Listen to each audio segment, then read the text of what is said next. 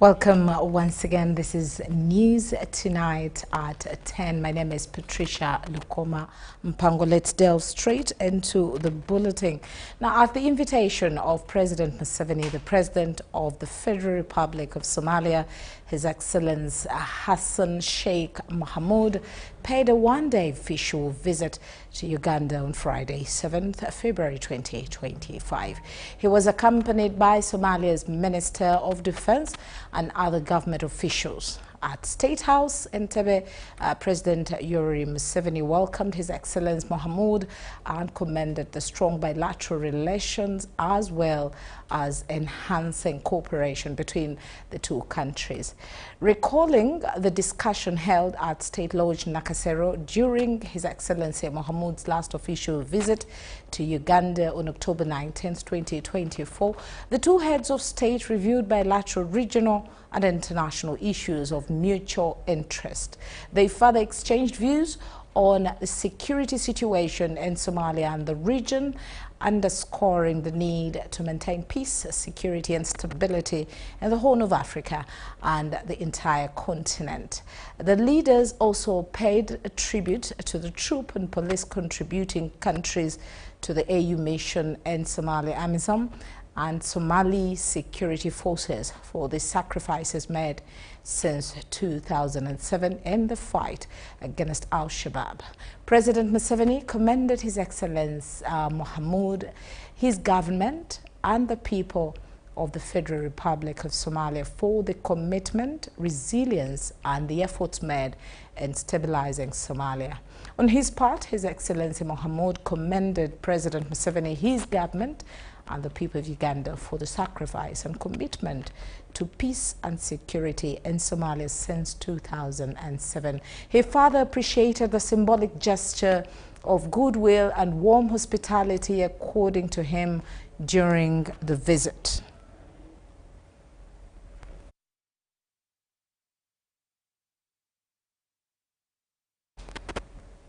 Now, the ruling National Resistance Movement Parliamentary Caucus has resolved to withdraw the UPDF amendment bill currently before Parliament following a Supreme Court ruling on the structure of military courts. The decision was made during a caucus meeting chaired by President Museveni at State House Entebbe. Let's hear more in this report. Parliamentary Caucus. Today, 7th February 2025, met at State House Entebbe under the keynote address by the National Chairperson of NRM and the President of the Republic of Uganda. The caucus discussed on the subject matter of the decision of the Supreme Court in as far as the court-martials are concerned. In that meeting, the caucus of the NRM agreed as follows. One, that the UPDF amendment bill currently before the Parliament of the Republic of Uganda be withdrawn in its current form. Two, that the Attorney General be given time to draft the new proposals into the UPDF amendment bill pursuant to the Supreme Court ruling, and an extraordinary caucus meeting be convened to discuss the proposals of the bill. Three, and finally, that the extraordinary caucus meeting will also discuss the national budget priorities for the financial year 2025-2026. So, in a nutshell, that is the resolution of the NRM Parliamentary Caucus pursuant to the Supreme Court ruling on the General Court-Martial, established formally under the UPDF Act.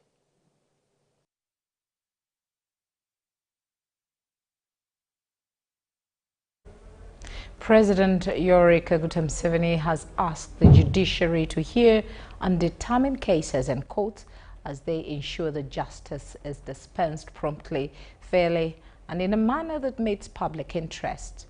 He says this will support the overall economic development and social welfare of Ugandans. This was contained in his speech during the opening of the New Year Law 2025 delivered by the Prime Minister Robina Nabanja. Let's hear more in this report.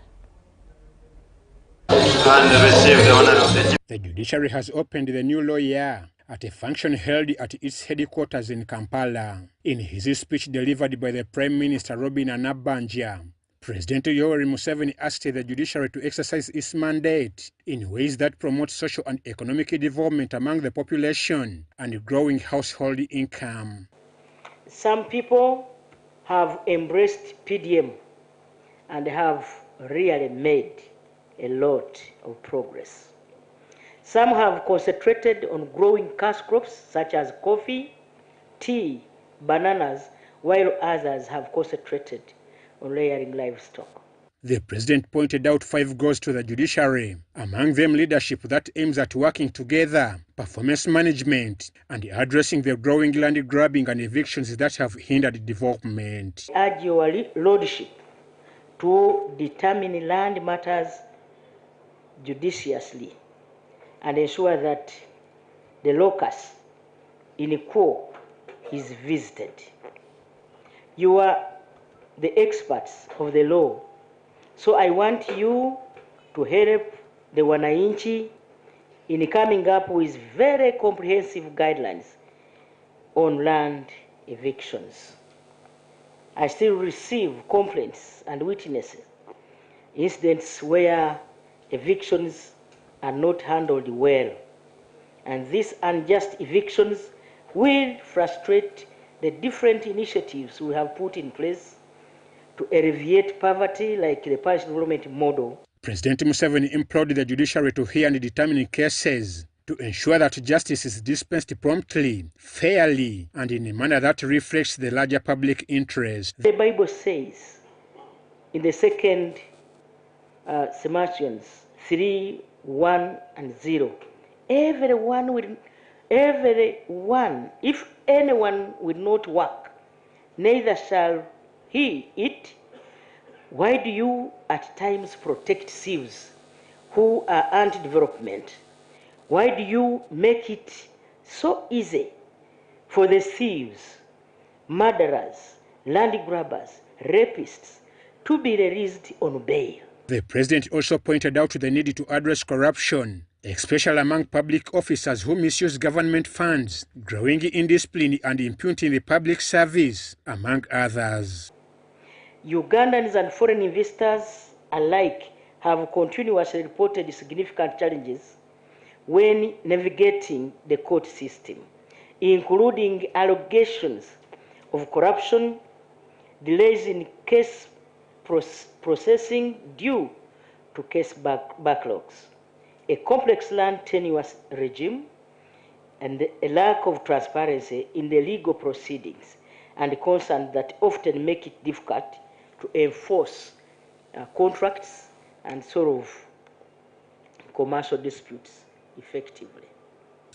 On his part, Chief Justice Alfonso Winyidolo highlighted some of the achievements and what they intend to do in the New Year Law. We already established more courts, and we are looking for funds and more manpower to operationalize more courts across the country. Advocacy, in bracket, electronic filing service and virtual proceedings, close bracket, rules 2024. The Rules Committee considered and passed the Judicature, Electronic Filing Service and Virtual Proceedings Rules 2024, which are pending gazetting. These rules will enhance the use of ICT innovations within the judiciary and will therefore enhance case management and performance of judicial officers. We have operationalized various judiciary committees, a whole range, 10 of them: planning, Development and Finance Committee, Case Management Committee, Law Reform Committee, Anti-Sexual Harassment Committee, Performance Management and Awards Committee, Disciplinary Committee, Information Committee, Communications Technology and Documentation Committee, Integrity Committee, Human Capital Development, Gender and Equity Mainstreaming Committee, and Audit Committee. Benchmarking visits by sister judiciaries. The Ugandan judiciary has grown. We've really improved in many areas. We are now a destination point for other jurisdictions. Kenya, Malawi, Zambia, and others. Others are still planning to come. Coming to know, how have you done it? How have you been able to do this? Now, our key priorities for the year 2025: recruitment of more judicial officers, enhancing case management and backlog reduction. Minister for Justice and Constitutional Affairs Norbert Mao expressed the need to embrace alternative dispute resolution mechanism to help reduce on-case backlog and congestion in prison. About land, whether it is about civil liberties, the disagreements are among the citizens of Uganda. But most of the time, we talk as if the judiciary is part of the conflicts. So the ADR policy will support the initiative you, my Lord, the Chief Justice, and the judiciary are already doing. For instance, plea bargaining. The judiciary, our chief guest, has found a way to say, look, instead of going to jail for 5 years, you can actually get 2. Instead of going to jail for 2 years, you may be asked to do community service. The head of the bar, represented by his deputy Jackson Kafuzi, was concerned about the misconduct of some of the members of the bar, especially in attacking judicial officers. I wish to note, with deep concern, a deterioration in the collegiality between members of the bar and respect for the bench.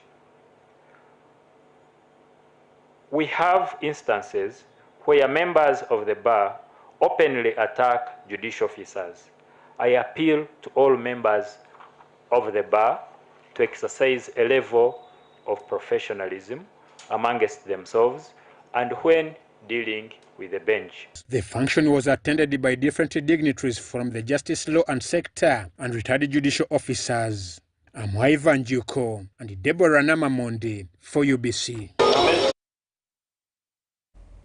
Thank you very much there, Ivan Juko and Deborah Namamonde.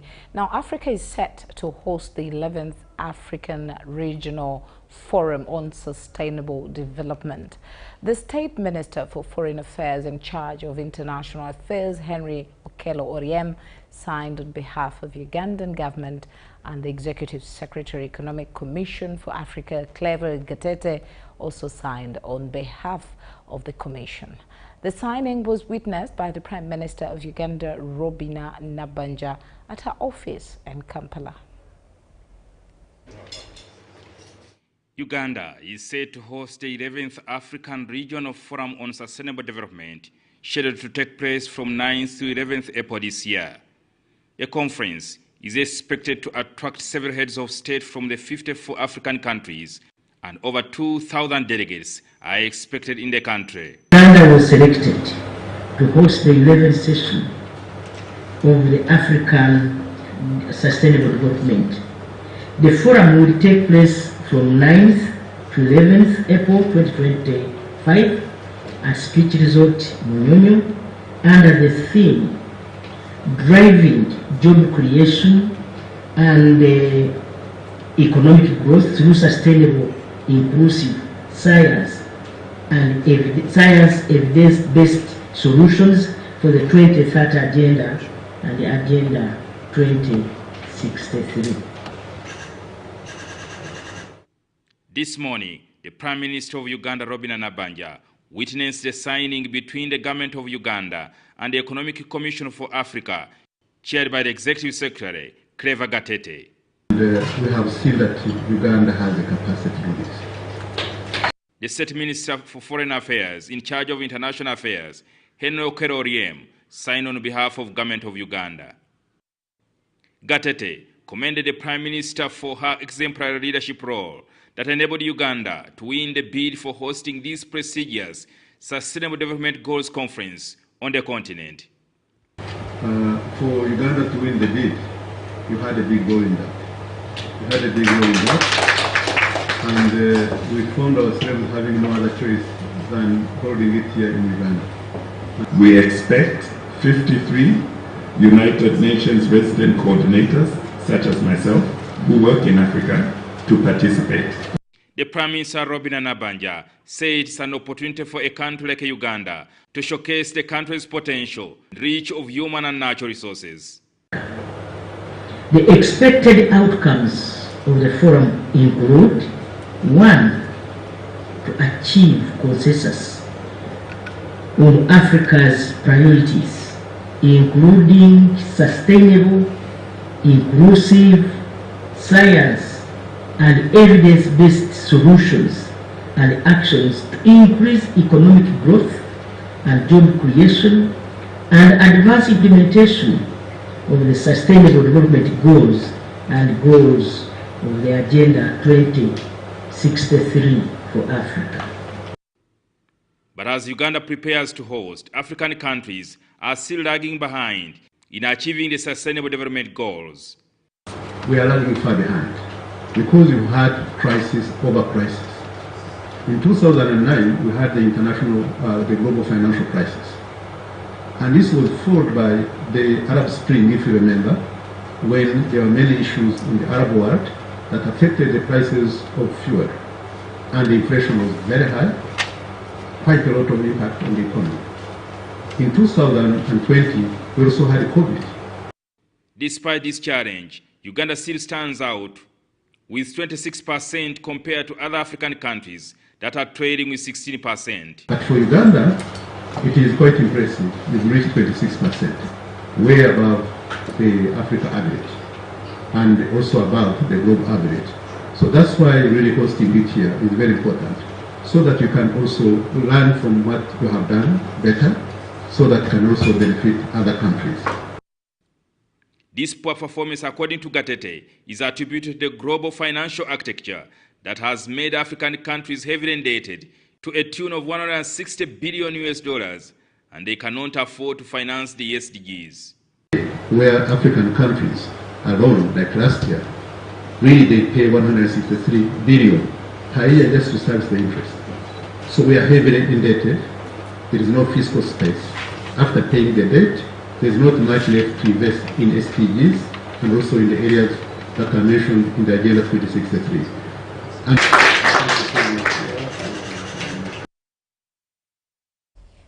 Now, the Minister for Education and Sports, Eldad Kateshumbwa, has officially launched the construction of a memorial library at Mishenye Primary School, Kihanda Mbare in Isingiro District. The project is dedicated to honoring the legacy of late Eldad Kateshumbwa, a distinguished educator and Christian leader. Mrs. Museveni was represented at the event by the Permanent Secretary of the Ministry of Education. Let's hear more from Sudat Kaye. Minister for Education and Sports, Eldad Kateshumbwa, has described the late Eldad Kateshumbwa as a teacher and a man of Christian faith who participated in scripture union activities.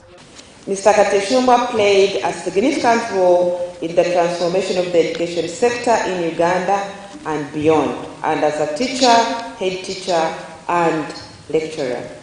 He also played a key role in the establishment of the Uganda Christian Teachers Association and in the evangelism across the country and beyond through the East African revival.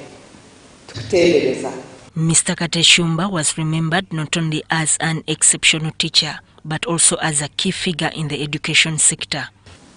It is important that we look beyond our comfortable offices and schools here in Kampala to the less privileged, the third world schools upcountry. This is how we shall transform our country, and so we pledge our support to this project. With these words, I would like to once again thank Dr. Eldad Kateshumbwa and the family, together with the Chambogo University community, for inviting me. I take this opportunity to launch the fundraising of the construction of the Eldad Kateshumbwa Memorial Complex at Msheni 1 Primary School for God and my country. He played an instrumental role in the rollout of universal primary education, UPE, and was a strong advocate for integrating Christian values in the education system. He was pivotal to the establishment of the Department of Educational Planning and Management, and at one time he served as the head of department. During his tenure, he pioneered the introduction of a number of new programs. He was also often the department representative, also represented the institution to a number of Ministry of Education programs. His efforts extended beyond Uganda through the East African Revival Movement, where he contributed significantly to evangelism and educational reforms. I'm talking to you, parents. What are you saying to your children? What are you transmitting to them? What self-image are you creating in them? The Jews make sure before their children leave their home, they believe they are special. Students, on the other hand, should focus not only on academic excellency, but also on acquiring values and skills to shape a better future. Education is supposed to be based on values. It's supposed to be values-based. And what makes you a values-based educator? You need to know and to speak and to understand these realities that I've shared. And they should have the following. One, you need to be able to know that education is more than just character formation. Sudat Kaye, UBC News. Thank you, Siddharth. Now, the Uganda High Commission in London has hosted a tourism promotion event at the International Maritime Organization headquarters in London. The event that was resoundingly successful with a diverse range of attendees was under the theme Celebrating Heritage. Let's hear more.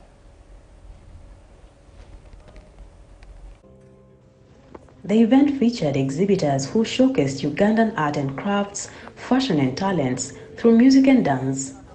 Three main exhibitors focused on Ugandan magic trees, highlighting the importance of tree conservation and the ecosystem. Herbert Langalanga of Lege Studios presented a sculpture of a tree trunk and explained the medicinal properties of Ugandan indigenous trees. Jose Hendo, a two-time Venice Biennale participant, presented the backlot story with models showcasing that left many impressed. From my journey as an eco-sustainable fashion designer, I try to find something that would be organic, rustic, but and all those other things, beautiful, colourful and everything, but at the same time didn't cost the earth to produce. So in my search for the most sustainable cloths, I searched here in the United Kingdom, I searched in Europe and searched in other parts of the world. And it's only when I went to see my parents in Uganda that I found the cloths. My heritage had it all along. Nora Kereji, who is the founder of Atura Naturals, a cosmetic company in the UK that uses Nilotica shea butter in its products, also highlighted Uganda as a tourism hub. The event, at which the High Commissioner, High Excellency Nimisha Madvani, gave a keynote address, was a great success, enabled by the Head of Commercial and Economic Diplomacy, Miriam, and Jackie Kemidembe. It promoted Uganda as a preferred tourism destination and celebrated the country's rich heritage and culture. Uganda's cultural richness enhances its global image and creates linkages through cultural diplomacy, cultural exchange programs, Uganda Heritage has been one of the key instruments for its international connectivity. Some indigenous cultural practices contribute to the environmental conservation, sustainable farming, and conflict resolution. Traditional resource management practices help protect nature and biodiversity. Therefore, Uganda's cultural heritage is a source of pride, unity, and economic potential. Preserving and promoting it ensures that future generations continue to benefit from the wisdom, creativity, and social harmony that comes with such diversity. The government, cultural institutions, and communities must work together to safeguard this invaluable asset. All right, friends, come on, join us and we sing these words. Come on, say, I'm not afraid, no, I'm not afraid. The entertainment highlight was by Watoto Children's Choir that performed a lively music and dance routine showcasing their talents, energy, and Uganda, the Pearl of Africa.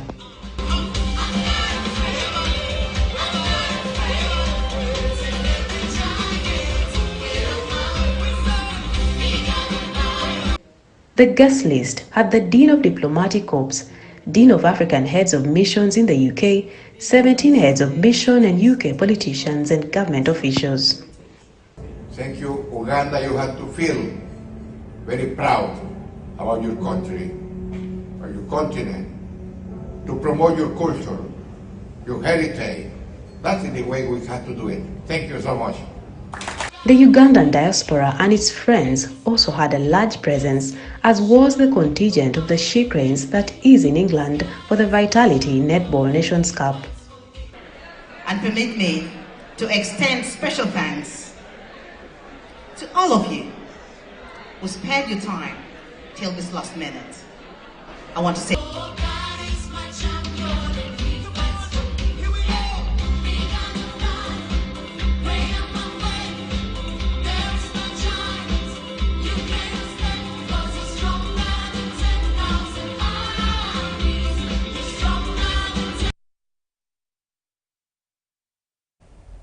now quite jubilant there. Now a little into the health sector.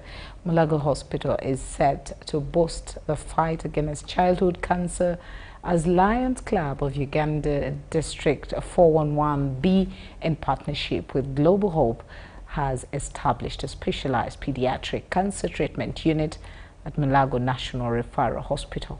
While commissioning this facility, the Permanent Secretary, Ministry of Health, Dr. Diana Atwine, said the facility aims to enhance treatment and care for children battling cancer. Uganda registers about 3,000 new child and adolescent cancers annually, with only 30% presenting to cancer treatment centers, an issue that raises mortality. With the establishment of a pediatric cancer unit at Mulago National Referral Hospital, this figure is anticipated to decline. Years ago, most of our children, once they got cancer, I think survival was like around 10-15%. But I'm happy to note that now the survival has gradually improved, and now we are talking about 63% of our children. However, we still have many mothers who don't bring children in time. For some, even they never get diagnosed. Dr. Twine says the facility has been designed to provide a safer environment for health workers, ensuring effective administration of treatment with minimal risks. Creates a very good environment for our workers to mix. Some of these medicines have fumes, they release some fumes. So when they are mixing them, they need a very safe place, by safety cabins, and a place that is standard. So we are really happy that Lions Club International helped us in Mulago to set up a really modern, a very modern pharmacy setup. Former Lions District Governor Lion John Bosco Ntangare reaffirmed the club's commitment to fighting childhood cancer, as it is one of the core objectives of the club. Childhood cancer is one of our 8 global causes, and so by supporting this unit in Mulago in partnership with Global Hope, we are answering a call to respond to one of our global causes, which is childhood cancer, largely unknown in many, even some medical workers may not know what childhood cancer is, but we have a specialized team which helps to diagnose the children and tell whether they have cancer or not. The Executive Director, Mulago National Referral Hospital, Dr. Rosemary Kosaba-Byanyima, addressed the issue of sustainability. She stressed the need for continuous lobbying for more drugs and resources to keep the facility running efficiently. We are already considering, as a hospital in our budget for specialized medicines, to start procuring some of the medicines there as much as we can. But we continue to lobby for more funding so that we are able to serve our patients better. 287 children as per our weekly oncology inpatient census. And we are proud to say that we have 63 out of 100 of our children diagnosed with cancer are alive by the end of their first 1 year. Mary Namkose, UBC News. Now, in the area of wetland encroachment, authorities in Fort Portal have arrested several employees of prominent businessman Abbas Balinda, accused of grading and filing a protected wetland and the banks of River Mpanga with soil. The arrest follows the outcry, that is the public outcry, over allegations that Balinda's company has encroached on the wetlands where National Water and Sewerage Corporation pipes are laid. Let's hear more. This is the contested wetland allegedly encroached upon by Abbas Balinda, a well-known businessman in Fort Portal City, despite multiple warning notices from city authorities. Ono kyakoze kiki kibi nnyo. Awo tewabaddewo bitogo bifudde. Ebyennyanja ebibaddemu bifudde.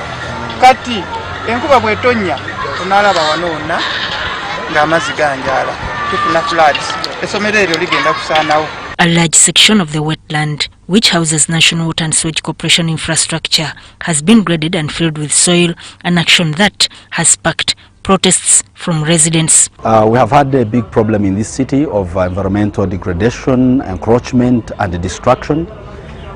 We have talked to the stakeholders. We have engaged very many people, including developers and the communities, sensitizing them about the voice and trying to tell them not to go into that. But still, we still have individuals, developers who are still going ahead to dump material, soil, etc. in wetlands, contrary to Section 55 of the Environmental Act. The grading has also affected the banks of River Mpanga, raising concerns among locals about the increased risk of flooding in the neighborhood. In response, security officials in Fort Portal City launched an operation leading to the arrest of one of Balinda's employees who was found at the site. A truck registration number UBH 797C was also impounded. During this joint operation with the National Environment Management Authority, NEMA, and environmental officers, city authorities confirmed that a manhunt for Balinda has been launched to hold him accountable. Abbas Balinda, mumugambe adduke agende ku NEMA ayambibwe nga tetunaba kola ki kumujjayo gye yeekwese. Owulira?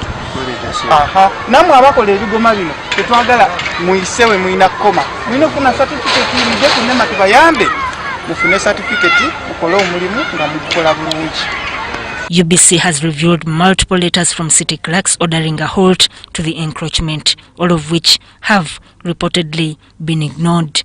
And we are going to charge them with contaminating the environment, with destruction of the environment. And of course, we want to go further and investigate. We have opened a general inquiry file to investigate the circumstances and all the people behind this so that we can also apprehend them. When contacted by phone, Abbas Balinda admitted to being behind the construction.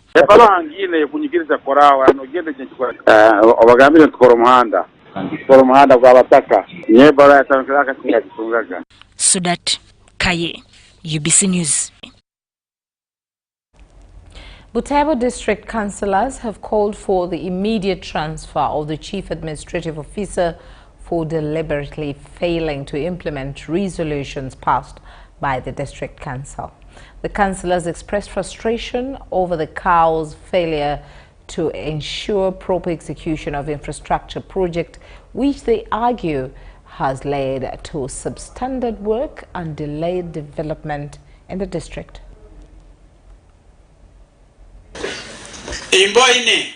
Tempers have flared among Butebo district councillors after they were denied access to bill of quantities to monitor ongoing government projects. We are really restricted on the sort of BOQs.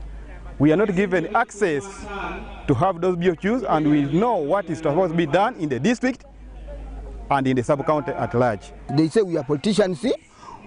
Our work is to plan. They are the ones to implement. I don't know when the money comes, how much they have withdrawn, how much is there. They accused the chief administrative officer of obstructing access to vital project details, saying it has hindered effective oversight and contributed to poor quality construction works.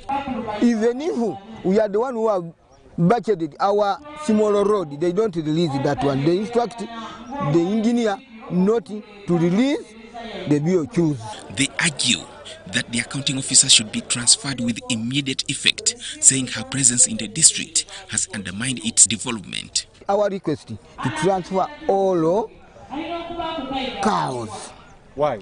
Because they are not following what we are trying to say, what we are trying to plan. They say we are not planning what is not needed in the community.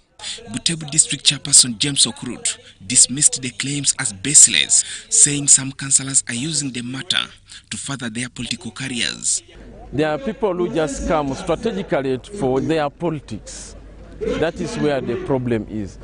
What I want to tell you, with the cow present, she has done a lot with me in the district. The district is calm and a number of projects have been completed. The allegations were brought to light during a local accountability meeting convened by the Office of the Prime Minister held at Kakuru Sub-County Headquarters in Butebo district. You can't give accountability because you're so able to get feedback. Don't do it as this at sub-county level. You can also do it at parish level. Get the complaints of the people about the PDM. Meanwhile, the district is also grappling with understaffing due to lack of funds to recruit new personnel, which has compounded the administrative difficulties. A DEO who's acting will always be compromised, because you're supposed to serve the interest of the one who's saying, I'm the one who has given you the assignment. This is not only affecting Butebo, it is an issue across the board. In the past financial years, government had put a ban on recruitment because civilians have money for the wage bill. Joseph Oko and Valrino Muhura, UBC. Now, leaders in the Park District have asked development partners to also put focus on empowering parents in Karamoja in order to reduce acts of child trafficking arising from poverty.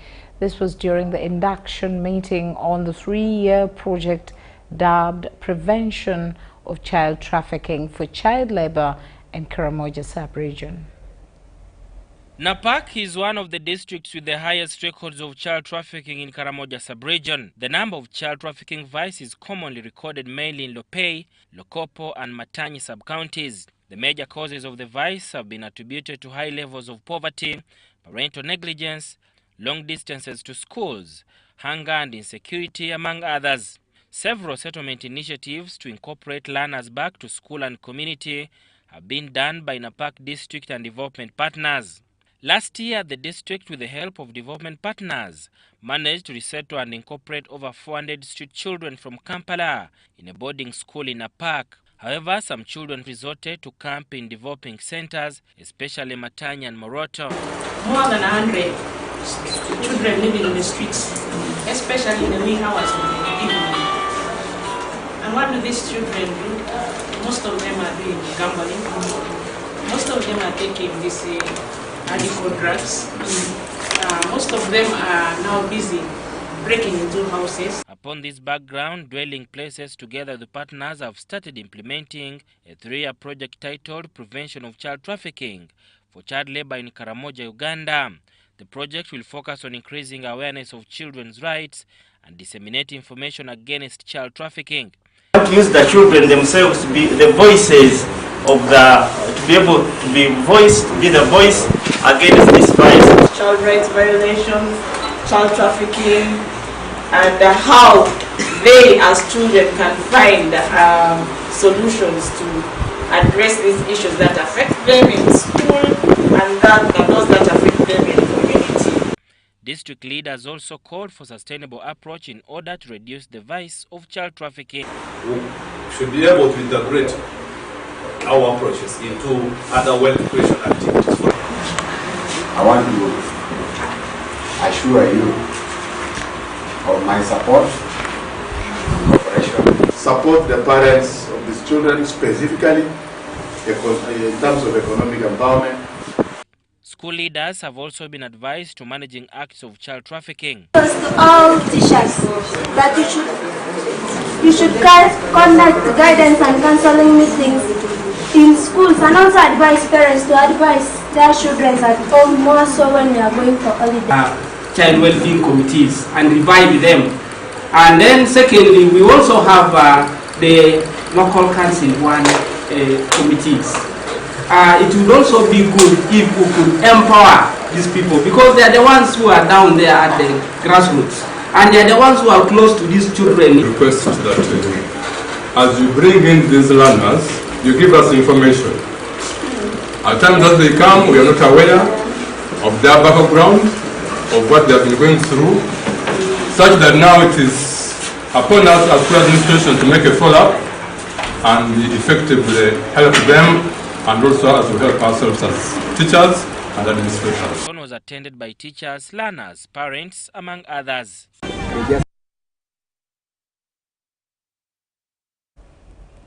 Now, the past president of Lions Club International and current chairperson of Lions Club International Foundation, Dr. Patty Hill, has launched a comprehensive eye care center at Nsambya Hospital. She is on a 5-day visit to Uganda. Let's hear more in this report. It was pure joy as Lions Clubs of Uganda welcomed the highest-ranked figure of Lions Club International Foundation, Dr. Patty Hill, who is in the country on a 5-day visit.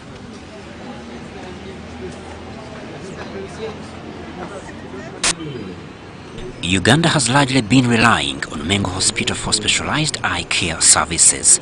To complement this service, the past president of Lions Club International and current chairperson of Lions Club International Foundation, Dr. Patty Hill, has opened the Nsambya Comprehensive Eye Care Center.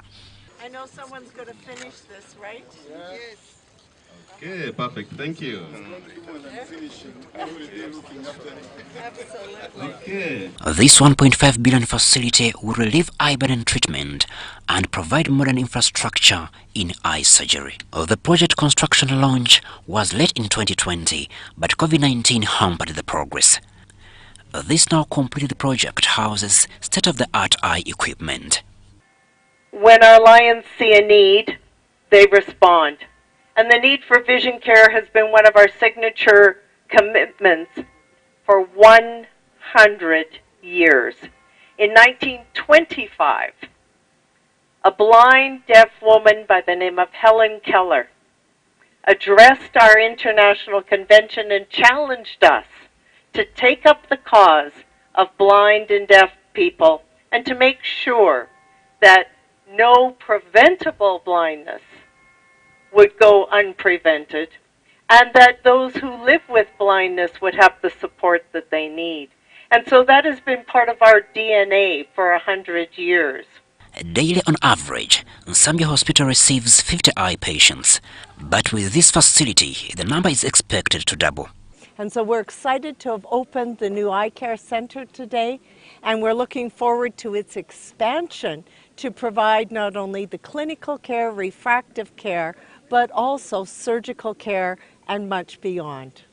We do needs assessments in our communities and see those areas where situations are wanting, where people are in need, and then we intervene using resources that we can accumulate. And then we add on, fundraising from ourselves, from our communities, from institutions, from our network and friends, and then services are delivered. Common eye cases being observed are cataracts, glaucoma, and refractive errors. More recently, we've been the beneficiary of a great project, the Comprehensive Eye Project. But due to the commitment that we made and the great support of the Life Clubs of Uganda, we're pleased to say the building went into use this week and will continue to serve the people of this nation. With the new equipment acquired, we hope to see more people provide more services like surgery, lasers for the diabetic retinopathy. We are also already treating children who are born preterm, so we can do photos of their eyes and we can provide treatment, especially for the neonates who are born too early. Crispus, Arinitwe, UBC News. Well, thank you very much there, Crispus Arinitwe. Now at 49 minutes past 10 o'clock, we're going to take a short break and return with our business segment. Stay with us. Here's your chance to win school fees for your child for a whole year. Just pay school fees using Momo.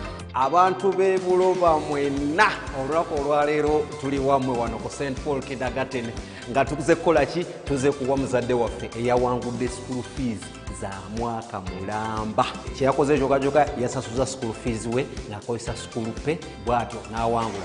Nasooka kwogera amannya ga mwana mulala ngenda okuwulira ng'asiriikiridde nenooza tewakirizeemu si kituufu ne mugamba nyinawo abaana babiri kyavambuza omulala yaani ne mubuulira amannya ge n'angamba oyo oli muwanguzi waffe ne MTN Momo wawangudde school fees gwe muwanguzi wa wiiki eno. Dial *165 *80 hash. Select option 2 for school pay. Select option 1 to pay school fees. Enter the student number and amount and approve the transaction. You are now entered the draw to win school fees for your child for a whole year. Looking for instant excitement? The Uganda National Lottery Spin for Cash game is now available online. Wherever you are, you can join the excitement for just 500, 1,000 and 2,000 Uganda shillings. Don't miss out. Register now on www.nationallottery.go.ug for a chance to win your share of 2 billion instantly. What are you waiting for? Play Spin for Cash now, anytime, anywhere. Ituba is the proud operator of the Uganda National Lottery. Uganda National Lottery. Dream, play, win. Participants must be 18 years or older. Play responsibly. The Uganda National Lottery is operated by Ituba Uganda and regulated by the National Lotteries and Gaming Regulatory Board. Step into a world of excellence, comfort and pride with Royal Foam Furniture, crafted to perfection right here in Uganda. We bring you state-of-the-art living room furniture and bedding products at affordable prices. Our wide variety of mattresses include orthopedic, pillow top, spring mattresses suitable for institutions like hotels and many others for home comfort. With every piece telling a story of royal excellence, our products are built with the highest quality materials made to last. Experience royalty with Royal Foam Furniture, proudly made in Uganda, so buy Uganda and build Uganda. Visit our showrooms at Ginger Road, Chambogo Junction, Bukota Chisasi Road, and on Victoria Mall, Entebbe, on the first floor. Government of Uganda presents Post Buses in Uganda, operated by Posta Uganda. We specialize in professional transport, courier and vehicle hire services across Uganda. Our routes include Kampala Masaka Mbarara Kabale Chisoro, Kampala Mukono Jinja Mbale via Tirinyi Road Soroti Lira, and Kampala Luero Kamudini Gulu Kitgum. Our main offices are located at the Post Office Head Office on Kampala Road, with booking services available at counters 23 and 24 at the General Post Office. You can also book at designated district post offices along our routes. For inquiries or bookings, please contact us on 0751 684 184. Posta Uganda. We deliver trust.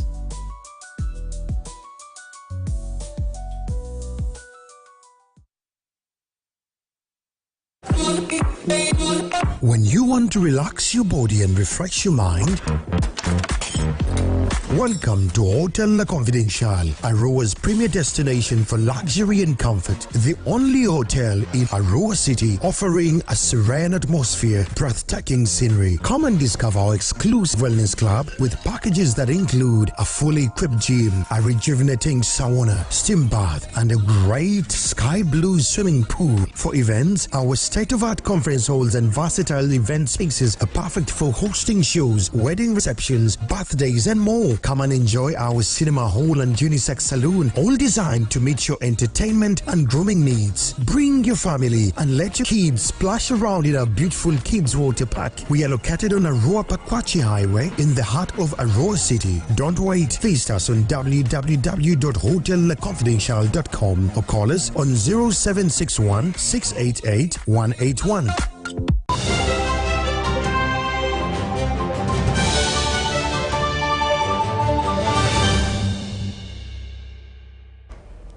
Well, time for business. Now, the Boda Boda Riders Cooperative Union, in collaboration with Jumbo Riders Uganda Limited and Spirit of Africa, have officially launched the Union app and the Another Life campaign. This initiative is set to revolutionize the Boda Boda sector and enhance the lives of both riders and passengers.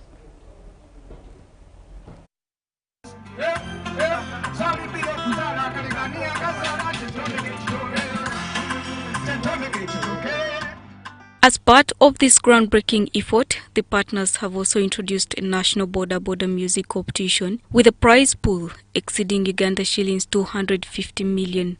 Festival, buli muvuzi wa Boda Boda ajja kubeeramu another life. And what I can tell you, everyone needs another life. Even the president needs another life. The Union app and Another Life campaign aim to streamline operators, improve security and boost earnings for thousands of Boda Boda operators across Uganda. In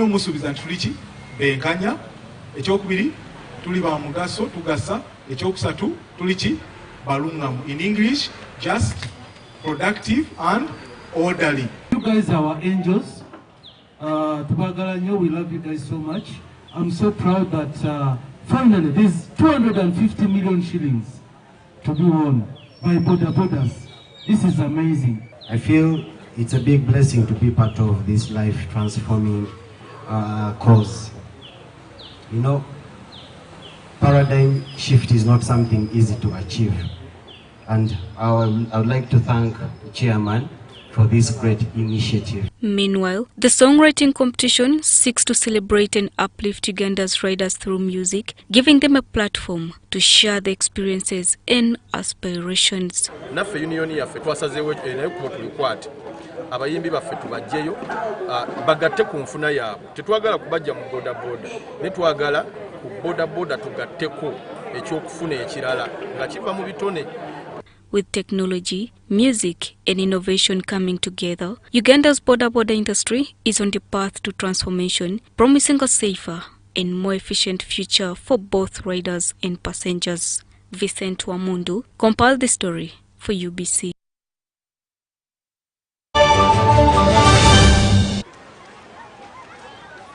Lillian! Lily flower! A small seed. The cedar bus of beauty, the power bank of my heart. the sugar of my milk tea. I'm glad you're here. Today buy for us some chicken. No problem. You can eat whatever you want. I had already ordered. How much? 122. 122.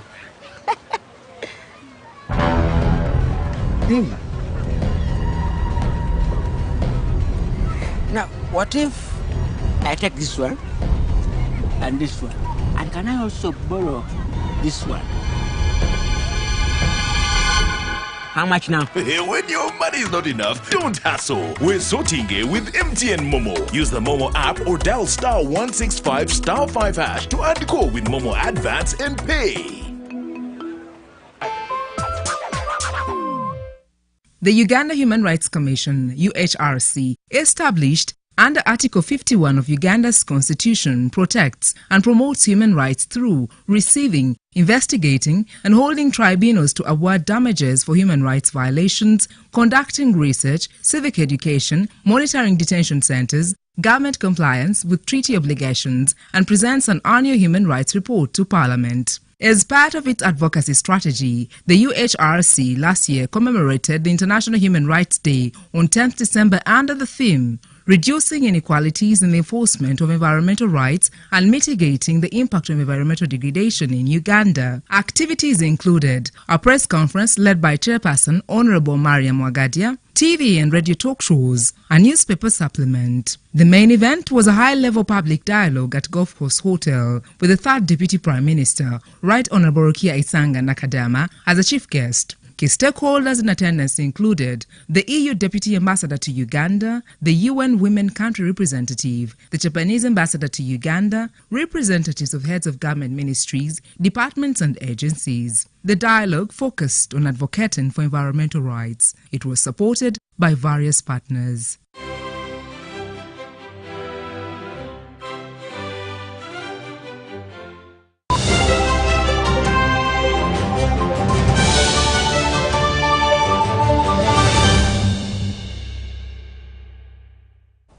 Now quickly into sports. Uganda's national women's basketball team, the Gazelles, wrapped up their group stage campaign in emphatic fashion, defeating Burundi 66-30 at the ongoing FIBA Women's Afrobasket qualifiers.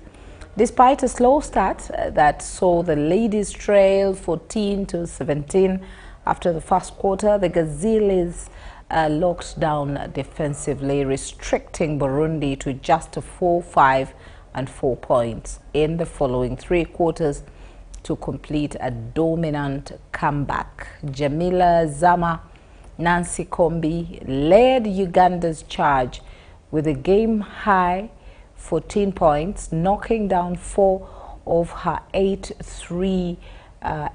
3 point attempts in her best outgoing of the tournament so far. Melissa Akulu and Paige Robinson added 12 and 10 points respectively, while promising talents Maxine Anyango and Bashira Namayanja gained valuable playing time. The victory, Uganda's third in 4 games, guarantees them a top 2 finish and 5-team group, setting up a crucial final against Egypt on Saturday, 8th February 2025. The winner of the final will secure a ticket to the FIBA Women's Afrobasket tournament later this year in Abidjan, Ivory Coast. There is an obvious feeling that we could have where Uganda is the better team and Uganda is... We had a really slow start. As the coaches continued to talk to us, the more we picked it up, the more we kept talking to each other, and we had to remind ourselves that this is not the end. We want to get to the finals, so we had to take this game more seriously than we did at the start.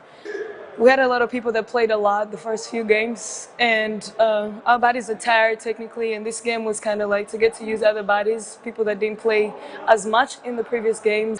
But I'm glad we're able to regroup and still get the win and put ourselves in position to be in the final for Saturday.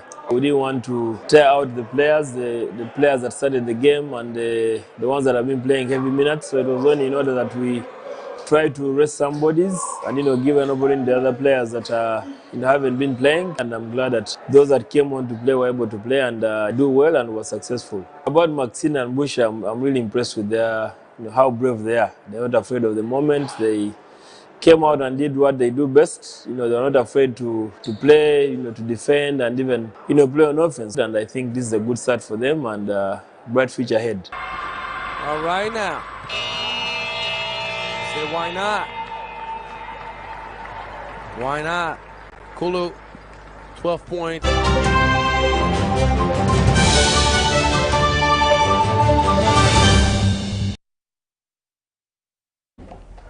Thank you once again for allowing it into your space right from 8 o'clock to now.